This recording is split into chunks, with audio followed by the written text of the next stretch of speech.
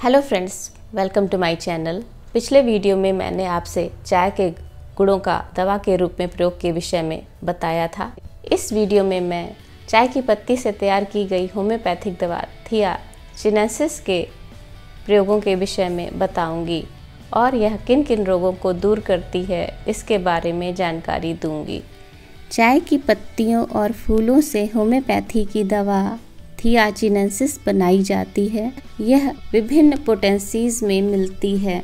इसका mother tincture अर्थात first potency से लेकर 1000 CH तक का प्रयोग किया जाता है। होम्योपैथी में चाय के औषधीय गुणों को जानने के लिए भिन्न भिन्न प्रयोग किए गए। पहला, जहां लोग बहुत अधिक चाय पीते थे जिसके कारण उनमें चाय के दुष्प्रभाव के लक्षण दिखाई पड़े, और फिर दूसरा, होम्योपैथिक फिलॉसफी का अनुसरण कर होम्योपैथिक प्रूविंग से दवा के सटीक लक्षणों को जाना गया।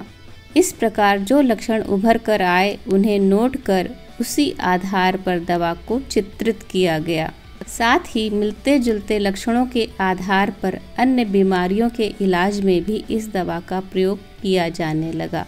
डॉक्टर क्लार्क थिया चिनेंसिस के मानसिक लक्षणों पर लिखते हैं कि एक महिला चाय खाने की आदी थी, मतलब चाय की पत्तियां खाती थी। जब यह आदत छुड़ाई गई तो उसमें डिलीरियम ट्रेमेंस के लक्षण दिखाई पड़े, जैसा कि शराब छोड़ने पर डिलीरियम ट्रेमेंस में पाया जाता है।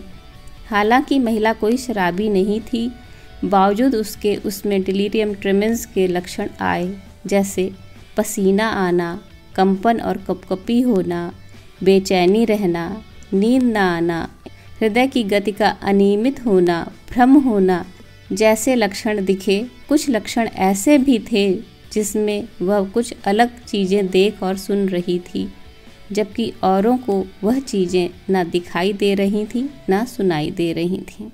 डॉक्टर क्लार्क दूसरा दृष्टांत वर्णित करते हैं कि एक महिला जिसके चूल्हे पर हमेशा चाय का बर्तन चढ़ा रहता था और वह रोज़ खूब ज़्यादा चाय पीती थी, उसमें आत्महत्या और हत्या करने का उन्माद विकसित हुआ।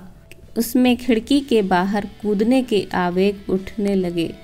उसमें स्वयं के छोटे से बच्चे का गला काटने और उसे सीढ़ियों से नीचे फेंकने के तीव्र आवेग जैसे लक्षण दिखाई पड़े, जिसे डॉक्टर फिंके ने चाय अर्थात थिया की CM पोटेंसी देकर ठीक कर दिया।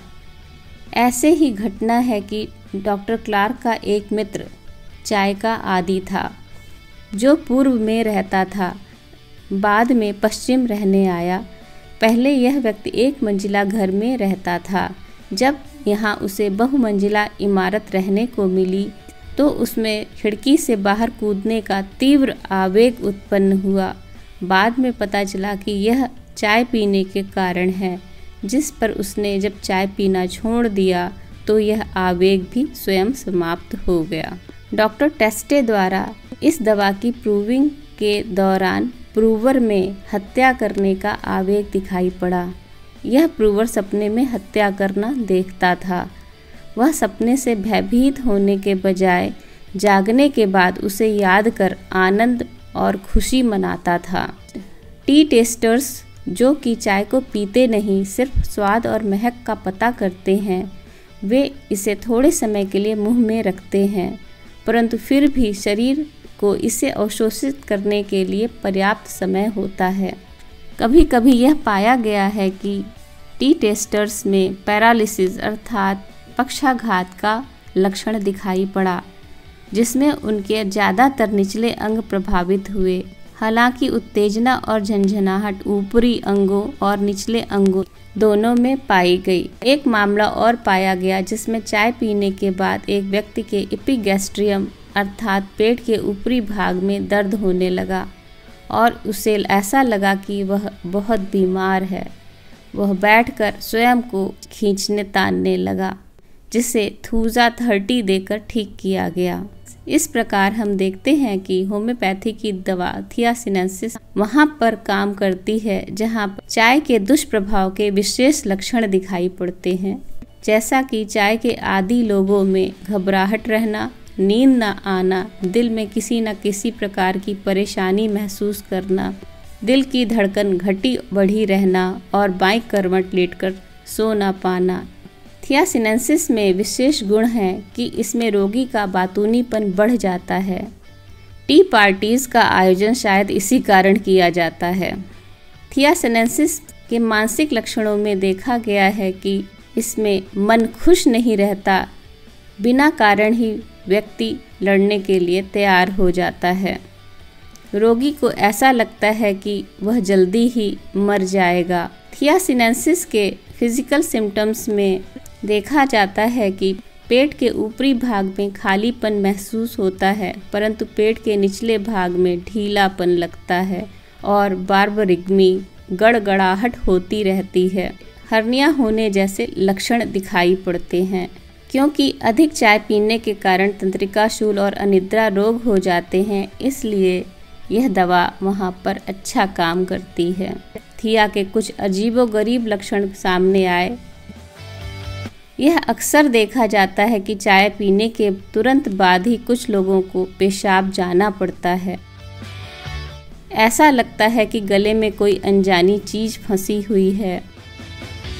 वह जल्दी बेहोश हो जाएगा। ऐसा लगता है कि पेट में खालीपन है और शिथिलता आ रही है। व्यक्ति सोने के लिए चादर ओढ़ता है तो उसी चादर से उसके पंजे कुचल जाएंगे। सिर के पीछे की तरफ नमी और ठंडक का एहसास होता है। सिर दर्द एक जगह मेनली ऑक्सीपिट से शुरू होता है, परंतु वह दर्द रेडिएट होता हुआ आंखों तक फैलता है। आंखों में सूखापन रहता है और इसकी श्लेष्मिक झिल्ली में सूजन आ जाती है। थियासिनेंसिस के लक्षण रात के समय बढ़ते हैं, खुली हवा में चलने पर बढ़ते हैं, भोजन के बाद भी बढ़ते हैं। थियासिनेंसिस में रोगी को आराम मिलता है गर्म चीज़ों से, उसे गर्म पानी से स्नान में आराम मिलता है, जबकि ठंडे पानी से नहाने या ठंडे पानी के उपयोग से उसकी तकलीफ़ें बढ़ने लगती हैं। उसे खुली हवा अच्छी नहीं लगती, अतः ऐसे लोग कान और गले को लपेटे रखना चाहते हैं। इस प्रकार जो मैंने लक्षण बताए हैं उसमें दवा को डाइल्यूशन में पोटेंसी में ऊंची पोटेंसी में देने से लाभ मिलता है। यदि हम दवा का चुनाव 30 पोटेंसी में करते हैं तो इसे 2-2 बूंद करके दिन में 3 बार तक लिया जा सकता है।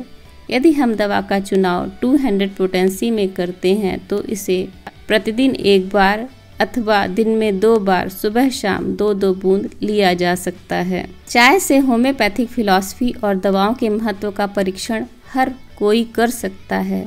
यह देखा जा सकता है कि किसी द्रव्य अर्थात मैटर, जैसे यहाँ पर चाय की अधिक मात्रा शरीर पर कैसा प्रभाव डालती है या कैसे लक्षणों को प्रकट करती है और कैसे उसी द्रव्य से बनी हुई होम्योपैथिक दवा उन्हीं लक्षणों को समाप्त कर देती है। चाय से पैदा लक्षण सिर्फ थियासिनेंसिस ही दूर नहीं करती, बल्कि इसके जैसे मिलते जुलते लक्षणों को thuja, ferrum, selenium, china, abies nigra, dioscorea, pulsatilla, nux vomica, kali hypophos आदि दवाइयाँ भी समाप्त कर देती हैं। डॉक्टर हैरिंग के मुताबिक चाय पीने वालों को बियर पीने से भी उबकाई से, नब्ज की अनियमित गति से, कमजोरी से, अनिद्रा रोग से, घबराहट से और आत्मविश्वास की कमी से छुटकारा मिल जाता है। हमेशा ध्यान रखना चाहिए जब थियासिनेंसिस दवा को लिया जाए तो उस दौरान चाय, कॉफ़ी अथवा कोई भी उत्तेजक पदार्थ का प्रयोग नहीं किया जाना चाहिए। चाय के बागानों में काम करने के कारण स्वास्थ्य संबंधी तकलीफों से श्रमिक परेशान होते हैं। वहाँ पर थियासिनेंसिस मदर टिंचर को देने की ज़रूरत होती है। थियासिनेंसिस मदर टिंचर दमा, क्रॉनिक ब्रोंकाइटिस, ब्रोंकियल फाइसिस, तपेदिक को ठीक करने के लिए काम आता है। यह मदर टिंचर रात को पसीना और कमजोरी को ठीक करने में भी प्रभावी है। सिर में दर्द होना, सिर में चक्कर लगना, गले में जलन को और गले में कुछ फंसा हुआ है इस एहसास को दूर करने में थिया चिनेंसिस मदर टिंचर का प्रयोग लाभकारी है। भूख और पाचन में सुधार करने में भी इस मदर टिंचर का प्रयोग किया जाता है। नींद न आने के साथ दिल की परेशानियां, घबराहट और भोजन अथवा पानी को निगलने में कठिनाई होने पर यह दवा कारगर है। मदर टिंचर में इस दवा की आधा कप पानी में 3 से 6 बूंदों को दिन में 3 बार तक दिया जाता है। मदर टिंचर देने में ध्यान रखना चाहिए कि खुराक इस तरह होनी चाहिए कि रोग की स्थिति क्या है, उम्र क्या है और व्यक्ति की संवेदनशीलता कैसी है।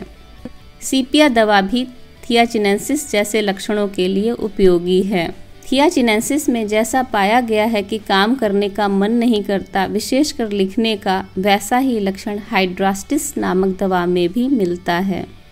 चाय में एल्कलॉइड थीन होता है जो कि कॉफ़ी के कैफीन से मिलता जुलता है। यह दोनों ही थकावट कम करने में या कहें उसे सहन करने में उपयोगी हैं, परंतु फिर भी चाय और कॉफ़ी में मिलने वाले यह दोनों एक जैसे पदार्थ अलग अलग तरह से काम करते हैं। अगले वीडियो में मैं कॉफ़ी के विषय में चर्चा करूंगी। इसी के साथ मैं अपने इस वीडियो को अब यहीं समाप्त करती हूँ। आपके अच्छे स्वास्थ्य के लिए शुभकामनाएं। धन्यवाद।